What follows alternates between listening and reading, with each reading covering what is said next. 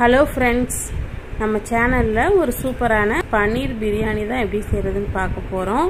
இது செய்கிறதுக்கு ஒரு பாத்திரத்தில் ஒரு 150 ml எண்ணெய் ஊற்றிட்டு ஒரு 4 துண்டு பட்டை, ஒரு 5 ஏலக்காய், 5 கிராம்பு, 2 பிரியாணி இலை போட்டு தாளிச்சுக்கோங்க. இது எல்லாம் நல்லா பொரிஞ்சதும் ஒரு 300 கிராம் வெங்காயம் கட் பண்ணி வச்சுருக்கேன், அதையும் சேர்த்துட்டு நல்லா வதக்கிக்கலாம். இப்போ வெங்காயம் நல்லா பொன்னிறம் ஆனதும் ஒரு கைப்பிடி புதினா போட்டு லைட்டாக வதக்கிக்கோங்க. இது கூடவே ஒரு கைப்பிடி அளவுக்கு கொத்தமல்லி தழை சேர்த்துட்டு அதையும் வதக்கிக்கலாம்.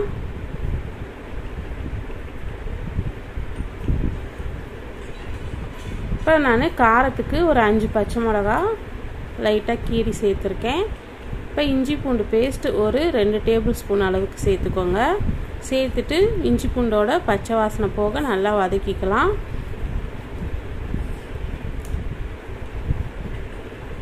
இப்போ தக்காளி ஒரு 300 கிராம் அளவுக்கு கட் பண்ணி வச்சுருக்கேன், அதையும் சேர்த்துட்டு நல்லா வதக்கிக்கோங்க.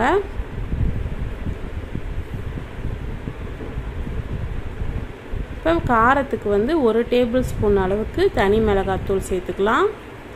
நம்ம பச்சை மிளகா வேற ஏற்கனவே 5 சேர்த்துருக்கோம். இது பிரியாணி மசாலா, அது ஒரு 3/4 டேபிள் ஸ்பூன் அளவுக்கு சேர்த்துக்கோங்க. சேர்த்துட்டு நல்லா கலந்துக்கலாம்.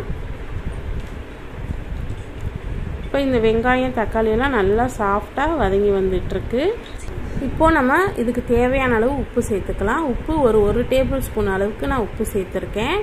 சேர்த்துட்டு நல்லா கலந்து விடுங்க. நான் ஒரு 1/2 கிலோ பன்னீரை ரெடி பண்ணி வச்சுருக்கேன், அது அளவுக்கு நம்ம செய்ய போகிறோம். இப்போ ஒரு 2 குழிக்கரண்டி அளவுக்கு நம்ம தயிர் ஊற்றிக்கலாம். இது கிட்டத்தட்ட ஒரு 100 ml அளவுக்கு இருக்கும் தயிர். அதையும் சேர்த்துட்டு நல்லா வதக்கி விடுங்க. இந்த தயிர் நல்லா கரைஞ்சி வதங்கி வரணும், அந்த அளவுக்கு நல்லா வதக்கி விடுங்க.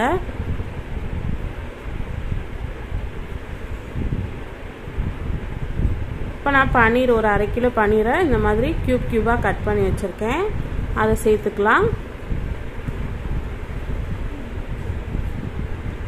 இந்த பிரியாணி ரொம்ப சூப்பராக இருக்கும், குழந்தைங்களுக்குலாம் ரொம்ப பிடிக்கும்.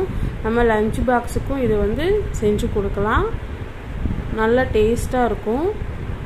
இப்போ நல்லா கலந்துட்டு இதை மூடி போட்டு வச்சுருங்க. இது ஒரு சைடு இருக்கட்டும். நான் ஒரு பாத்திரத்தில் ஒரு 2 லிட்டர் அளவுக்கு தண்ணி கொதிக்க வச்சுருக்கேன். அதில் ஒரு டேபிள் ஸ்பூன் அளவுக்கு உப்பு, ஒரு 2 பட்டை, 2 கிராம்பு, ஒரு பிரியாணி இலை, 2 ஏலக்காய், கொஞ்சமாக புதினா சேர்த்துட்டு கொதிக்கவும் நம்ம ஒரு 3/4 கிலோ அரிசியை ஊற வச்சுருக்கோம், அதையும் சேர்த்துட்டு அரிசி 90% வேகணும், அந்தளவுக்கு நல்லா வேக வச்சு எடுத்துக்கோங்க.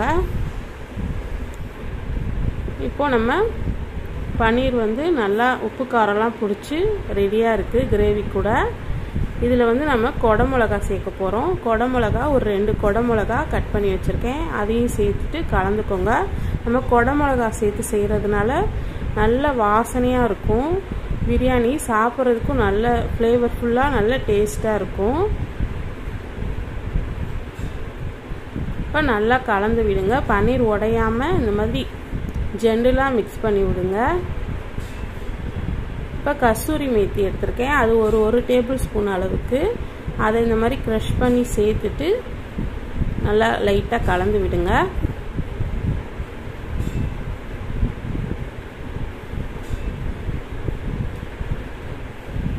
இப்போ நம்ம அரிசியை வடித்து இதில் சேர்த்துக்கலாம்.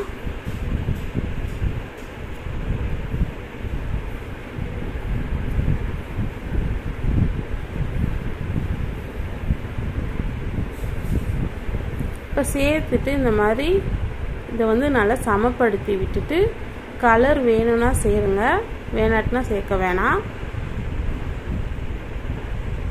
கொஞ்சமாக புதினா கொத்தமல்லி தழை தூவிட்டு ஒரு டேபிள் ஸ்பூன் அளவுக்கு நெய் சேர்த்துக்கலாம்.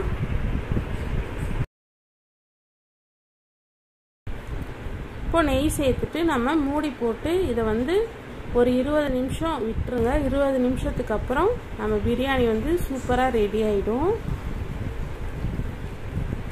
இதை நல்லா மிக்ஸ் பண்ணி விடுங்க. இந்த அரிசி கூட இந்த பிரியாணி மசாலாலாம் நல்லா மிக்ஸ் ஆகணும், அதனால அரிசி உடையாமல் இந்த மாதிரி ஜென்டலாக மிக்ஸ் பண்ணுங்கள். மிக்ஸ் பண்ணி இதை வந்து இன்னொரு வாட்டி நம்ம மூடி போட்டு ஒரு 5 நிமிஷம் விட்டுட்டு எடுத்தோம்னா நம்ம பன்னீர் பிரியாணி சூப்பராக ரெடி ஆகிடும். இந்த ரெசிபி உங்களுக்கு பிடிச்சிருந்தா லைக் பண்ணுங்கள், ஷேர் பண்ணுங்கள், மறக்காமல் நம்ம சேனலை சப்ஸ்கிரைப் பண்ணிக்கோங்க.